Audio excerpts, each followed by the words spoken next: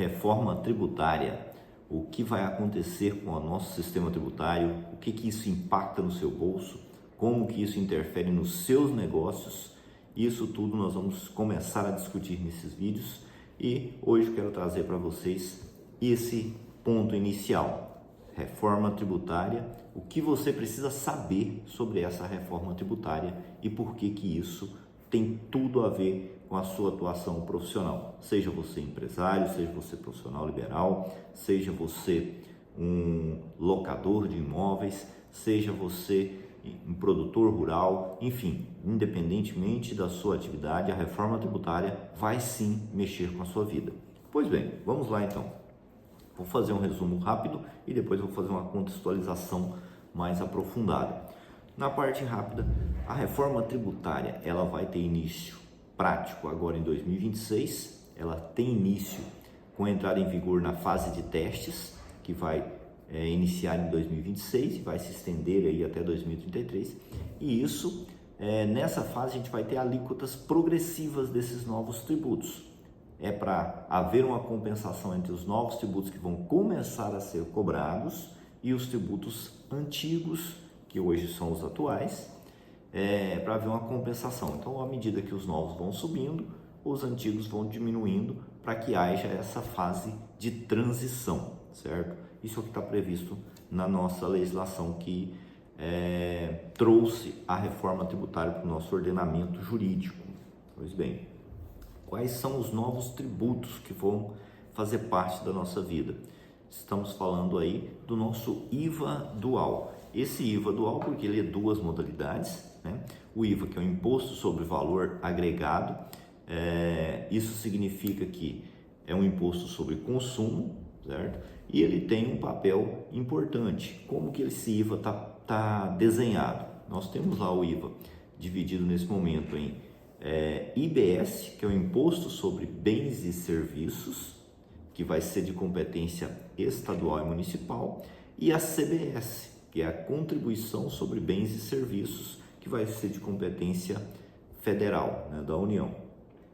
A alíquota desse imposto, quanto é que se vai pagar, tudo isso ainda está em fase de análise. Ele vai começar com 1% em 2026, certo? E depois essa alíquota ela vai sendo definida. Por que ela vai sendo definida? Porque ele tem uma prerrogativa. Para que fosse negociada essa reforma tributária no Congresso Nacional, teve que haver algumas garantias. Uma das garantias é que a reforma tributária ela não geraria perda de arrecadação, certo? Então, teoricamente, a nossa reforma tributária ela não deve aumentar a carga tributária, mas ela também não pode gerar perda de arrecadação. Então, ela tem o objetivo de simplificar o sistema, certo? Se isso vai acontecer, nós vamos acompanhar. Pois bem, então dentro desse CBS, do IBS, surge também a figura do IS, que é o Imposto Seletivo, que é o que na imprensa tem se falado muito e chamado como Imposto do Pecado, que vai ser um imposto cobrado sobre aqueles itens que o país, né, deseja desincentivar o consumo, como bebidas, cigarros e etc. Pois bem, quais os tributos que vão ser substituídos nesse processo? Então, vocês viram que nós comentamos da entrada do IBS, do CBS e do Imposto Seletivo. O que vai sair de cena? Gradualmente irão sair de cena o PIS, a COFINS, o ICMS e o ISS. Esses tributos vão deixar de existir. O IPI também vai sofrer uma mudança, porque ele praticamente deixa de existir, a não ser nas zonas incentivadas, como Zona Franca de Manaus, certo?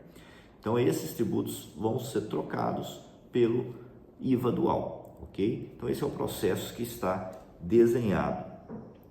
Pois bem, como que serão esses novos tributos? A principal característica dos novos tributos é a não cumulatividade. Isso é o que norteou todo o processo de construção do processo legal para a implantação desses novos tributos. Então, eles têm que ser não cumulativos, e uma não cumulatividade plena é o que vem sendo desenhado e batido o tempo todo. O que é essa não cumulatividade plena? Isso já consta lá na Lei Complementar 214, certo? De 2025. Toda essa questão da não cumulatividade, ela quer dizer o seguinte, que quando você vai pagar o seu tributo, todo o tributo que você pagou, embutido nos insumos que você adquiriu, pode ser abatido do que você vai pagar. Então vamos dar um exemplo para você que é empresário. Se você adquirir um determinado produto por R$100, suponhamos que a alíquota do IVA ela fique realmente estabelecida em torno de 27,5%. Se você comprou esse produto por R$100, então ali dentro tem R$27,50 de imposto que você pagou, certo? Quando você for vender esse produto, se você vende esse produto por R$200, você deveria agora recolher R$55 de imposto, os meus 27,5%. Então, esses mesmos 27,5% que você vai pagar na saída, você não vai pagar ele integral, você vai abater os R$27,50 que você pagou embutido no preço da mercadoria quando você comprou. Isso é a não cumulatividade plena. Só que, além disso, ele permite que você vá abater não só o valor que você pagou pelos insumos, como dos outros gastos que você teve. De repente, se você pagou aluguel, se você paga energia, enfim, todo o seu rito ali de consumo, ele deve permitir a compensação, certo? Óbvio que isso está faltando ainda a regulamentação, então vão vir decreto, vai vir instrução normativa, mas isso é o que está sendo defendido, é a ideia norteadora da criação do IVA dual brasileiro, certo? Como que isso vai fechar no final das contas? Nós ainda vamos ter algumas regulamentações que podem implicar em algumas pequenas modificações, mas em tese, todo isso, inclusive a lei complementar, ela discute isso, dessa permissão da não cumulatividade plena. Óbvio que quando vierem os decretos, as instruções normativas, nós vamos ter condições de aplicar isso na prática de acordo com aquilo que for definitivamente regulamentado. Mas vamos lá. Feito isso, feito essa abordagem inicial de que nós teremos a partir de 2026 o IBS, a CBS e o IS, Imposto Seletivo, e que nós ainda, e essa é a parte complexa, né?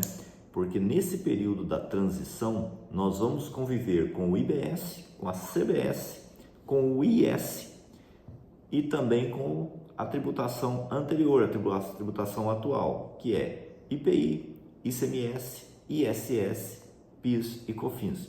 Então percebam que durante a transição, nós vamos conviver com os dois sistemas caminhando paralelamente. Isso vai gerar naturalmente muito trabalho, muita confusão, certo? Isso está sendo esperado, já nenhum especialista em sã consciência é capaz de dizer o contrário. Óbvio que na imprensa muitas vezes você não vai perceber isso, porque a imprensa não é especializada, certo? E muitas vezes existe uma força para que isso não cause nenhum tipo de alvoroço na população, né? Pois bem, mas nós vamos ter esses dois sistemas. Então, agora contextualizando para vocês o sistema atual, né? Para quem não tem essa contextualização do sistema atual, como que funciona o nosso sistema atual de tributação? Nós temos um sistema de tributação que ele tem algumas vertentes tributárias. Então, nós temos tributos sobre produção e consumo, né?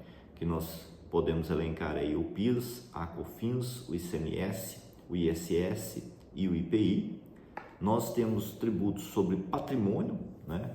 IPTU, IPVA, ITR, certo? Nós temos os tributos de regulação, que teriam características não fiscais, né? Nós estamos assistindo coisas diferentes, que seriam os tributos de regulação: imposto de importação, imposto de exportação, IOF, imposto sobre operações financeiras, certo? As CIDs, né? Contribuições sobre intervenções de domínio econômico. Então, todo esse contexto tributário,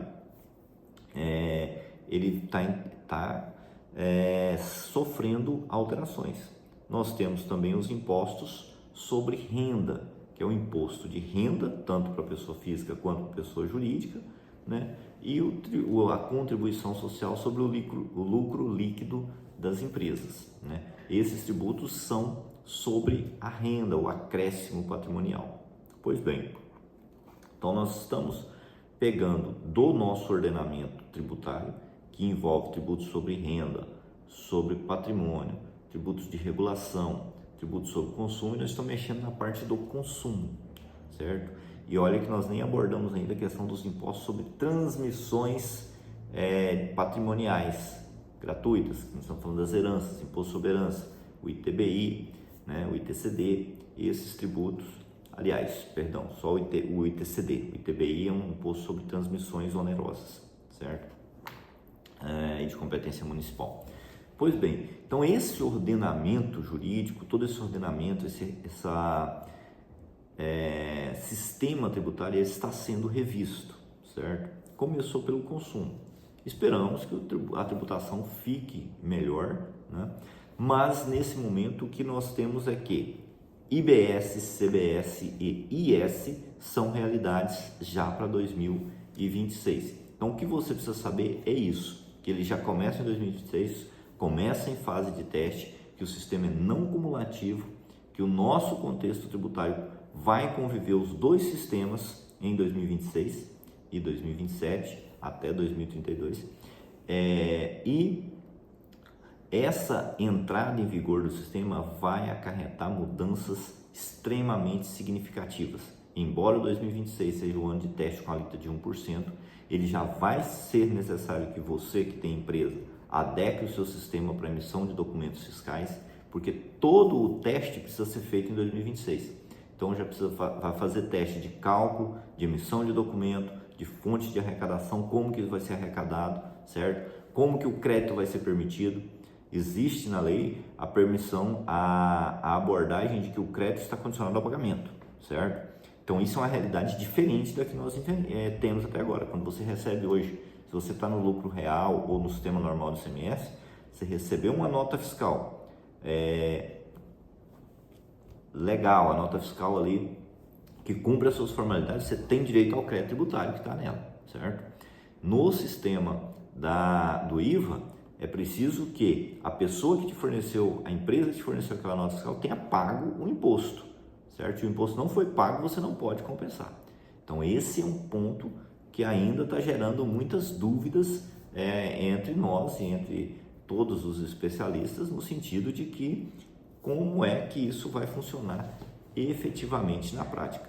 Você percebe que a partir do momento dessa não cumulatividade plena ela entra em vigor, o seu sistema de precificação ele vai precisar ser revisto, certo? Ele vai precisar ser repensado, porque o custo do teu produto ele precisa excluir esse tributo. Isso já acontece hoje, já acontece em boa parte, em boa medida na questão do PIS, da COFINS, do ICMS, nas indústrias, em alguns casos do IPI também, mas agora ele passa a ter uma abrangência muito maior. Trumberg, tem a questão do Simples Nacional. O Simples Nacional, nós vamos tratar num outro vídeo, certo? Nessa série que a gente vai fazer sobre reforma tributária, mas ele continuará existindo, certo? E ele terá duas opções: pagar o IVA por fora do regime do Simples Nacional ou permanecer integralmente no sistema do Simples Nacional. Adianto para vocês que é o seguinte: depende do teu perfil de cliente. Se o seu cliente precisar de crédito, provavelmente você vai ter que ir para pagar o IVA por fora, porque se você pagar os seus tributos todos por dentro do Simples, você não vai gerar crédito de IVA. Então, o teu cliente provavelmente vai olhar com restrição para o teu produto. Você vai ter que ter um preço muito melhor para compensar esse não direito ao crédito, certo? E se o seu cliente é pessoa física, consumidor final, que não tem necessidade de aproveitamento de crédito, o Simples Nacional aparentemente continua sendo uma opção válida, e se te traz redução tributária, você vai poder continuar normalmente. Então esse é o contexto que está da reforma tributária. A contextualização geral é essa, certo? E a partir dessa semana nós vamos trazer para vocês aí, para os nossos clientes, vocês que nos acompanham, atualizações e informações pontuais sobre a reforma tributária. Se você ficou até aqui, eu peço que você compartilhe, curta o vídeo e deixe aqui também o seu comentário sobre a sua dúvida sobre reforma tributária. Sua dúvida pode virar o tema de um próximo vídeo. Até a próxima.